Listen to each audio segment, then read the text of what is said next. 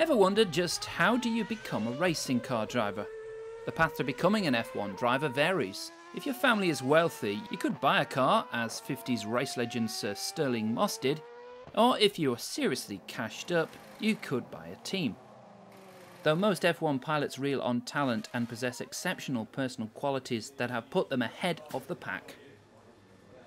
Besides the long hours spent honing their skills behind the wheel, drivers have lightning-quick reactions and are able to stay cool under pressure and have a high level of fitness. The local suburban karting track is where all the excitement of competition starts for a lot of would-be Formula One drivers. This is exactly how a long list of very successful F1 pilots started out. Some of the past champions of the karting world include Barrichello, Prost, Alonso, and of course the famous Schumacher brothers. For a young hopeful, this is a relatively inexpensive way of proving whether they have what it takes to be competitive in the much more costly world of Formula motor racing. In addition, karting offers the best place to learn the rules of the track. Here, a beginner can obtain first-hand experience of race conditions and gain an understanding of basic principles like handling and braking.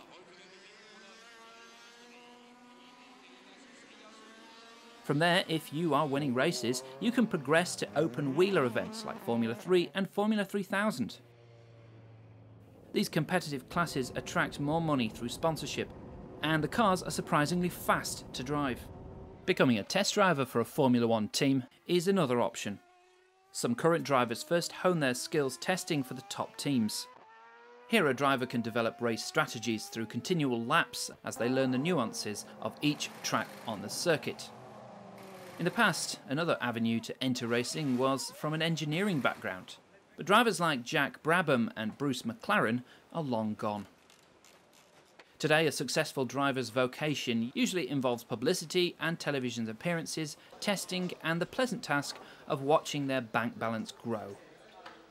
Back in the 1950s and 60s, Grand Prix drivers combined sports cars with drives in touring and GT cars. The majority of their income derived from a retainer, appearance money and prize money. In his prime, Sir Stirling Moss was reported to earn as much as a surgeon would each year. However, as the sport grew, so did the salaries for the drivers. Today's highest earners reportedly earn more than $100 million a year. If you don't think you can cut it in an F1 track but would still like to drive in a race car, why not try a racing school? Outfits like the AGS Formula One team in France offer enthusiasts the opportunity of driving a real Formula One car. The course is for the purist at heart who would like to progress from a manual 5-speed F3 car to a fully prepared Formula One beast complete with paddle gear shifts and a 650 HP Cosworth V8. Or for something more exotic and not necessarily sedate, German driving instructor Jens Siebold came up with the idea of a Ferrari driving school in order to encourage clients to get behind the wheel of a 400 horsepower engine, even if they had already passed their driver's license. In a bid to give confidence to young drivers, Siebold thought that they had sometimes needed a little more support and reassurance. So an extension to his standard driving program was the answer. He thought that it would be good to keep students after they were done with his driving school, and the appeal of a supercar like the Ferrari was just the thing. Jolanta Hierig was one of the students who wanted to take a spin in the Red Devil, with the galloping black stallion on its hood. And who knows, there may be another champion race driver at this very moment, competing in one of those fledgling events, just waiting for their moment of glory on the Formula One podium.